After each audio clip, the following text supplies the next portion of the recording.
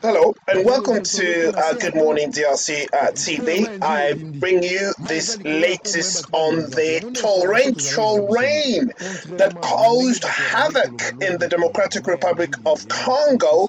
And he is one of the journalists who was there present, and he witnessed what is actually happening in capital Kinshasa, and this is really, really sad for a country of its size and the kind of wealth that this country has to be in this position when after a rain, this is what happens. Now, I do know that there is climate change, and this phenomenon is not unique to the DRC. We've seen this in France, Spain, in America, in different places. Yes, we have seen this, but what is happening here in the Democratic Republic of Congo is somewhat embarrassing, because it tells you how the leaders,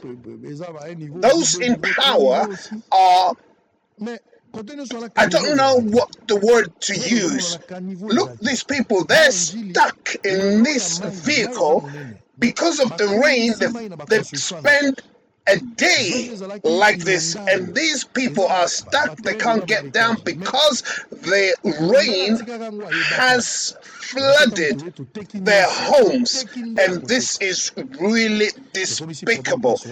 I know, as I mentioned, it happens, but not to this level. But why is this happening in the DRC? Why is it happening in the Democratic Republic of Congo? Why? You look, this is terrible, and this is all because people are not building or constructing according to the norms. Those who are responsible, the ministers of plan, the ministers who are supposed to be looking after this sector of construction, what are they doing? Look at this. These are homes under, what you can see there, the water's gone up to about 4 feet high. Can you imagine? This is terrible. I've been in this place before. I drive past this place. You can never believe that this place, well, I don't know if I have any images of what this place is. This is a church building. Half of it is now underwater, and this is terrible situation. It should not be. It's the kind of construction that people have. You can imagine the kind of roads we have, the kind of construction that is taking place in the DRC right now. It's really unparalleled. It's not the sort of thing that's supposed to be happening. Look at this building. Half or 3/4 of this is in or underwater. And this is terrible. How are people going to get by? This only happened 2 days ago. I don't know. But I'm saying this because I'm really having a go on this media at the politician in the DRC, those who are siphoning millions into their own accounts and with their own families in the West, while the people in the DRC are going through this kind of catastrophe. This is not right. It's not supposed to be happening. We're supposed to be in a position where this country should develop, but it's not happening because of corruption.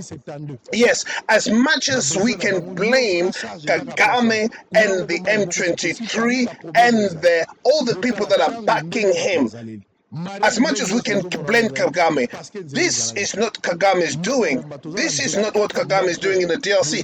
These are the leaders. Kagame is killing. Kagame is looting. Kagame is taking the wealth of the DRC, and at least he's trying to build his own country. When you go to Rwanda, you see that the money, the wealth that he's stealing in the DRC, he's building his own country. But what are you leaders in the Democratic Republic of Congo are doing with their finances, with the wealth that we have? What is going on? This is not right. And I'm speaking here, and I will continue to raise my voice and sound the trumpet so you in government, you politicians, will learn that this is not the way to rule a country. This is not a way to rule a people. It's terrible. It's devastating. I know, for having gone past this road many times before. This is the main road, really, and there is only one of it that connects the people from town to all the way through to get to the airport. Look at this. This is tragic. This is tragic. I cannot believe it. Just watching this, it's unbelievable. I mean, what is there in place even to help those? I understand that the death toll at the moment, at the present time, is 35 or 40, even more than that. But I know that the exact figures will never come out, but I know it must reach over 100 people. I know, based on just the image that I'm seeing here. This is terrible.